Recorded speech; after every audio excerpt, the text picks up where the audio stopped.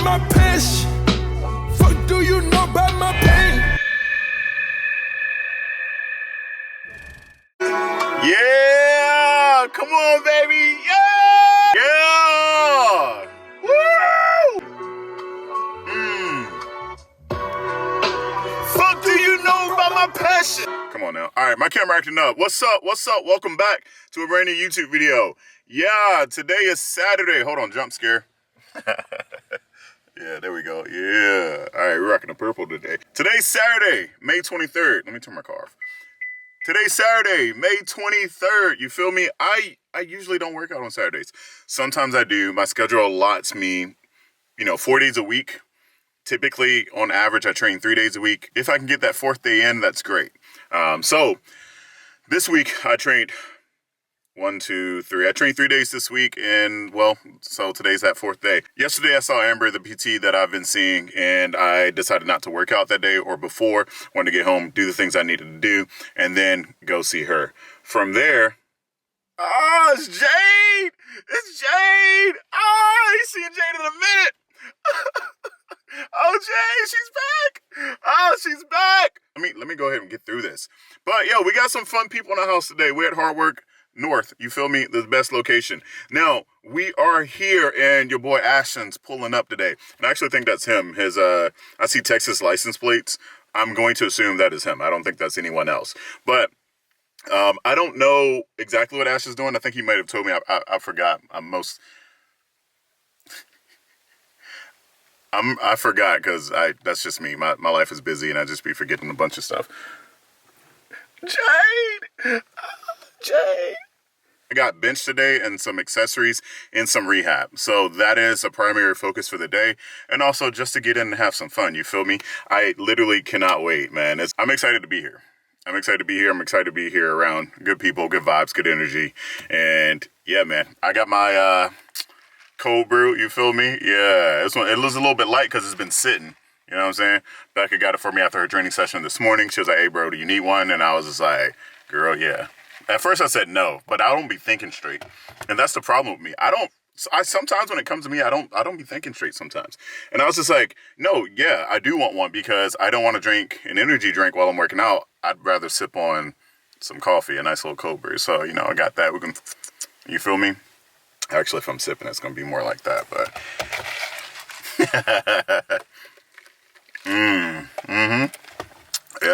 Yeah, she hitting. All right, let's get to it.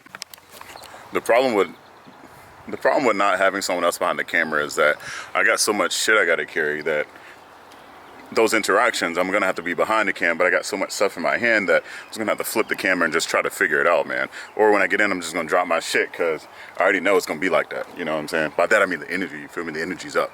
It's already here. I feel it. Ain't nothing. That shit feel like peace to you, but it's chaos. I hear it. I smell it. I feel it. It's chaos in the air, baby. Come on now. That's, you know what I mean when it happens. If I can do this. I don't know if I told you guys, but my camera is pretty messed up. I need to get a new one. Like I really do. So let's see if it stays on the whole time. Because it cuts off randomly. Let's flip it around. Come on now. Appreciate it, Z. Hey, bro. I'm chilling, bro. Good to see you, man. I know I'm struggling over here. I was just like, it'll flip. Help, are you good? No, I'm good. Yeah, I just gotta put it down. You know what I mean? I'm just carrying a lot. Right now. Recording. It's my boy Z. What's up, guys? Yeah, check him out. His content is fire. It's dope. I swear I thought someone was looking at me. Yeah, I do YouTube, but no. I'm doing your IG, bro. I'll tag the handle. Oh, I got you. Yeah.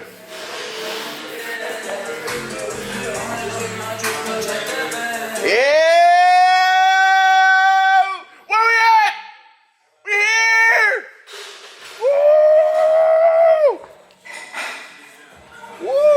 Everybody thick as fucking here. God dang. Hello. Where everybody at? Yeah, look at that. Woo. Hey. What's up, man? What's good? What's up, man? Jade. Jade, get over here. My tummy hurts. It's okay. She said she got that bubbly. That's not it. You should have seen me outside. You should have seen my me. favorite color. You know, I was like, Jade's coming today. I was like, Jade's coming today. Look, I was just in the car talking about it. I was like, I got purple on today. I didn't say why, but then you popped up. You popped up and I was like, Jade. You should see it. It's so, hold on. I got to turn off because I got to have a genuine conversation off the fucking camera. Okay, Ashton just pulled up. He's walking to the door, I think. Hold on.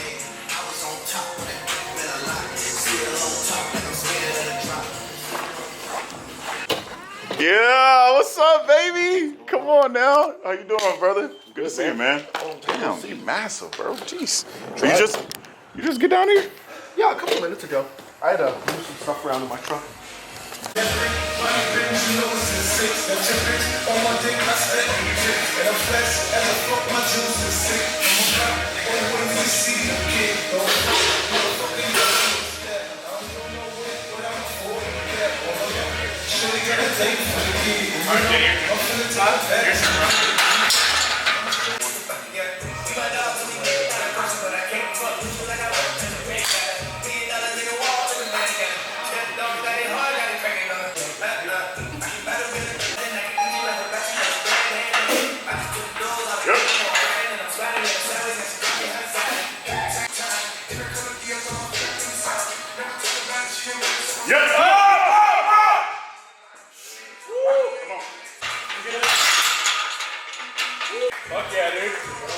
Okay, I think I went a little too fast.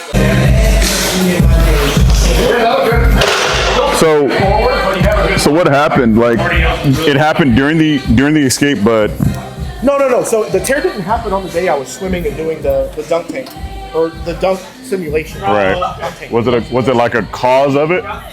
It was I think it was the impetus. So what happened was the next day I was bench pressing and I didn't realize I hadn't gone swimming in a long time and I weighed 245 pounds. So there was more, I think, muscles in that area that were just really exhausted and exerted from that effort. And mind you, I was still consistently training and I was healing from a couple of strains actively. Yeah. So when I was bench pressing on the day, when I took my top set, it literally just Pop. and then the weight fell. Well, that wasn't the worst part. The worst part was the weight fell from a height of about 10 inches straight onto my chest, and I couldn't stop it. And there was no Smack, hit me on this side. and there was no safeties or anything? No, there were no safety. Because that squat was crazy. So whenever you're squatting and we're low bar squatting, when you're getting under that position, you don't feel it in your pec at all, or is it just more recovered than it had been? It's much more recovered now. Okay. Kind of scared. 2 years since your pec tear? Yeah. About 1.5 years right Yeah. now. Okay. So people, I think what people have to realize too is one, you're not going to go immediately back to your normal power. No. And two, I think most people that I've seen this from, like I've talked to some guys like Ed Cohen, Drew Bell, people who've been around the game for a while. Yeah. Usually takes about 2 years. Okay. That's To feel like normal. But the power thing is still just a very slow process. So I've just been focused on very gradually building that back up. like your squats have still progressed at a great rate, even with the pec.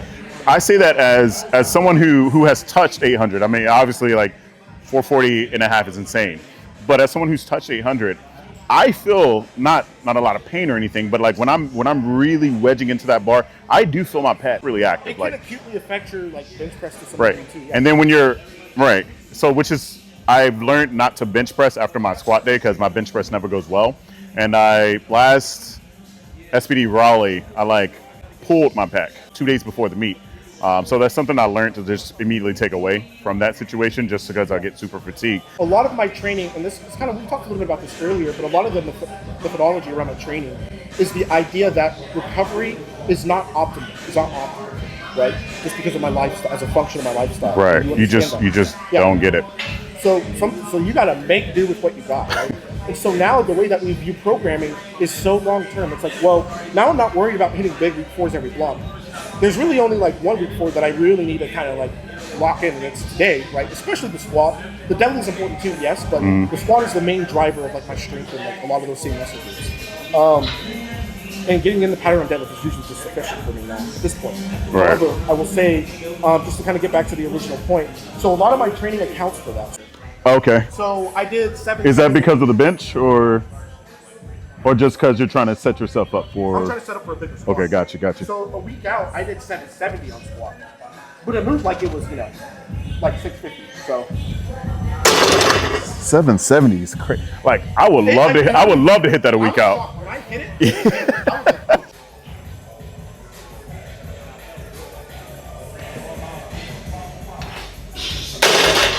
I will say I did learn that.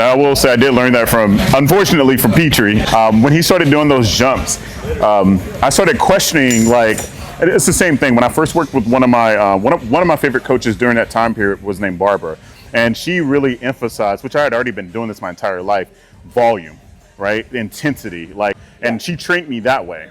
And my body got used to it until it kind of broke a little bit. Right. But something I learned from her was. This was your original. Yeah, you remember? I remember. Yeah. This is 2018 through like 19. I do remember that. Yeah, she was good, man. I will say her training really emphasized volume.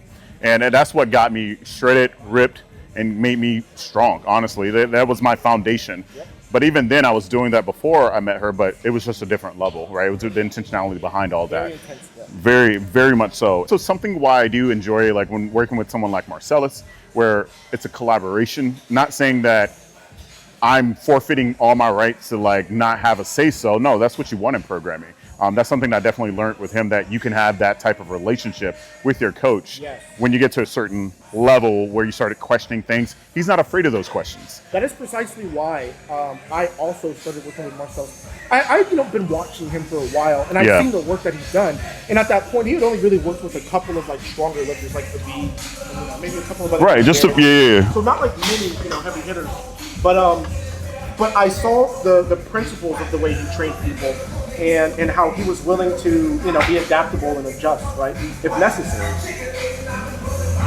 Right. And so with that, I saw, I'm like, okay, this is someone who clearly won't try to unnecessarily strong arm me, especially if I'm telling him something, because I've been doing this a long time. Yeah. I know my body very well. Yeah. I know if I'm like not responding well to something after 3 or 4 weeks, we give it a shot. Like the first day or two, if it feels odd, I'll come like, hey, I think this feels kind of funny. And I don't usually try to push for changing things at that moment. Correct. Yeah. I'm like, but we usually agree, like, let's see how things look in 3 or 4 weeks. And if it's just not, we set up like litmus tests. And if it's failing those tests, then we're like, so it's not working here. So what's funny is when I was working with him, he added in conventionals, and I remember saying specifically, "This shit's not working. Take it out." And he said, "I hear you. Could you give me another 3 weeks and see?" In 3 weeks, that shit peaked. And I had hit the heaviest deadlift at the time I had ever hit with conventional rather than sumo. I remember that as well, actually. Yeah, it was crazy. I think the point of saying that was that like I have a curious mind, and I'm always interested in like the next thing and why people are doing X, Y, and Z. And I think that's the thing that for me has kept me consistently growing within the sport, because I'm not cutting my legs off. I'm always willing to adapt if necessary. There's some merit. There is some merit to aging. There is. Like 35 and 20 are different. Yes. Because what I feel at 35, at 25, completely different bodies. Yeah. Most people who feel better at 35 usually felt like shit at 20. So that's like another factor, right? I feel at 20 I was. He's out here. Yeah. I will say in my 25, I felt so strong. But I also felt I felt even more athletic than I ever been in my life. I was running more. I was doing more of these things. Now I feel stronger than I ever have, but it came at a cost. Yeah. Right? I think that is the trade-off as you get older. Yeah. I mean, it is probably, but so if this is a 10, I'm like up here. You see? Yeah. That's ridiculous. Yeah. When I realized that my arms are actually long, when I learned a lot about leverages back in the day, that's when I started to actually adjust my bench properly, and I started benching better. Yeah.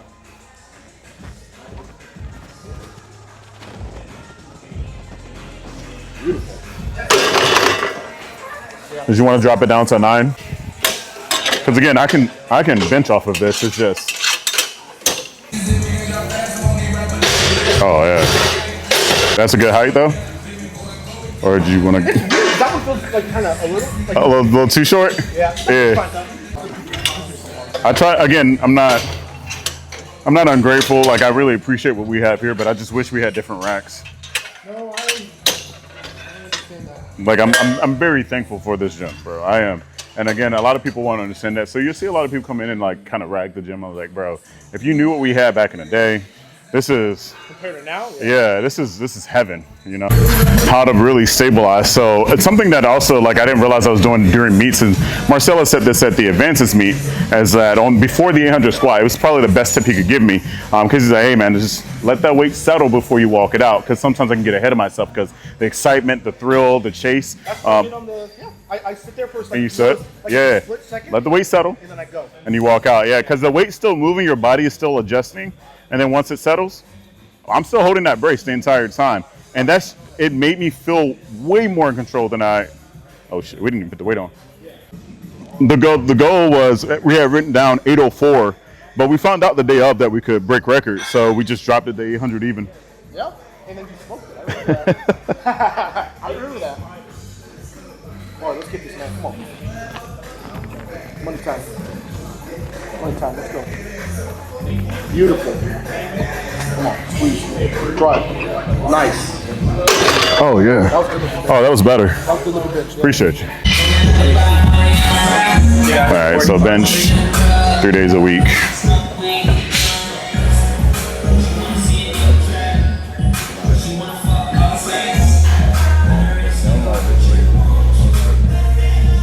Yeah, there you go.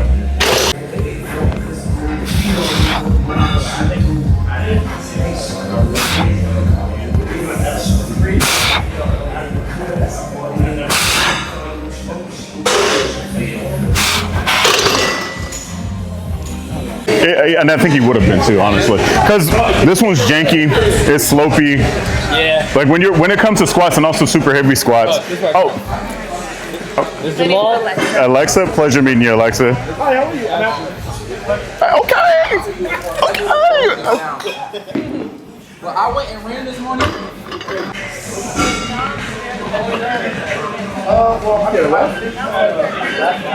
Oh my God. Listen, it happened. You gotta, everybody understands this public.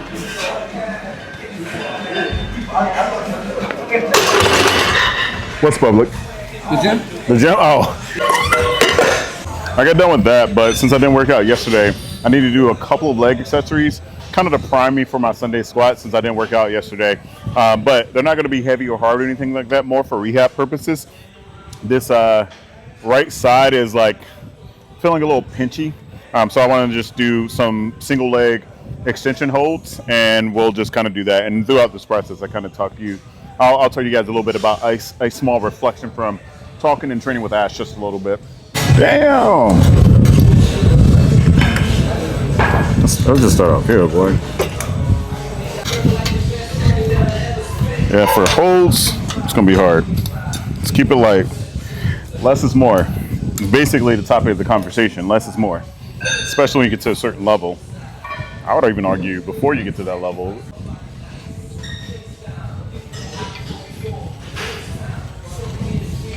It's feeling crunchy in here.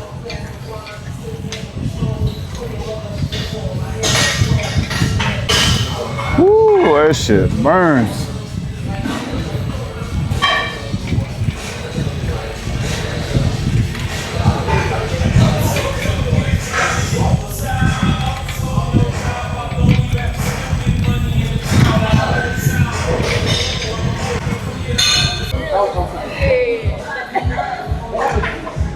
That's my bad.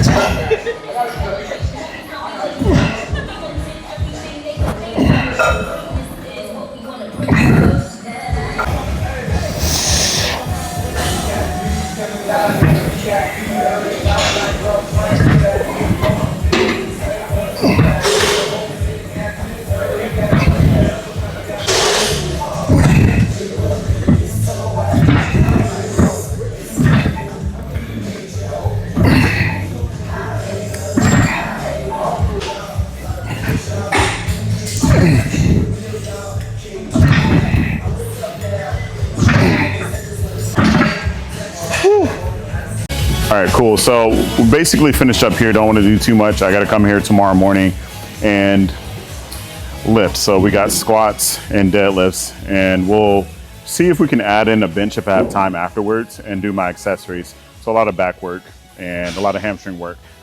been recommended some more exercises from my PT, so we'll probably be trying to incorporate that at some point. But with that being said, I just want to come on here and just talk about how much I can really appreciate Ash's perspective and the things that he's experienced, gone through, the longevity of his training career and his lifting career. It's been really interesting in hearing like how many days a week he actually works out. On top of that, how many days a week he lifts, and then all the stuff that he goes through, being a father, all these things. So what's interesting is similarly, Petrie has a video out right now that's been out for a while with Ash talking. They're just kind of discuss a lot of that a little bit more intimately. You know, they're just kind of like having a conversation with you guys. They're just having a conversation together, but also, you know, to the audience as well. So it's a great conversation piece. So I won't hit too much on some of those things and some of those aspects. It's a great video. If you haven't had a chance, go ahead and watch it. But what's really cool is that something that, you know, I think we can relate about is just, you know, being family men and a lot of those components that do affect your day-to-day, whether, you know, and we talked about trade-offs. You've seen the last video. I talked a lot about that. And it's really cool that that video is not out just yet as we're speaking, but it's coming out today.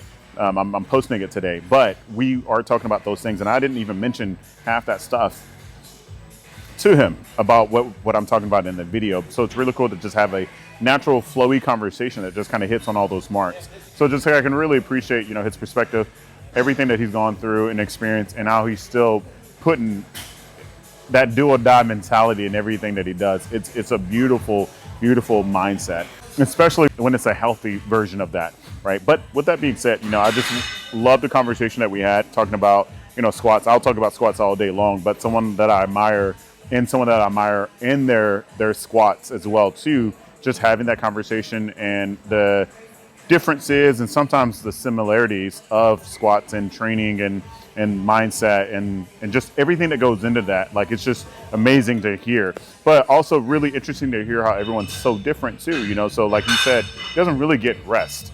So your training, his training is just so different, and most people won't be able to replicate that, and you shouldn't. You should kind of focus on what you're able to do and what you're able to accomplish within your own training and all the different circumstances involved in your lifestyle.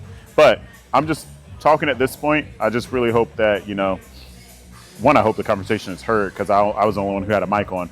But with that, I just hope you guys enjoyed this video. It feels so random. Very thankful Ashton let me know he was coming down so that we can get a quick training session in. And I had a good bench session, so that was really good. On top of that, and just seeing everybody in here today, seeing some of the people that I saw, was very thankful for a fun training session.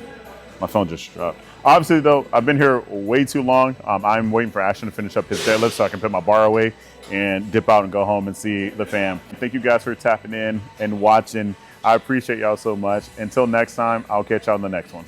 I'm out.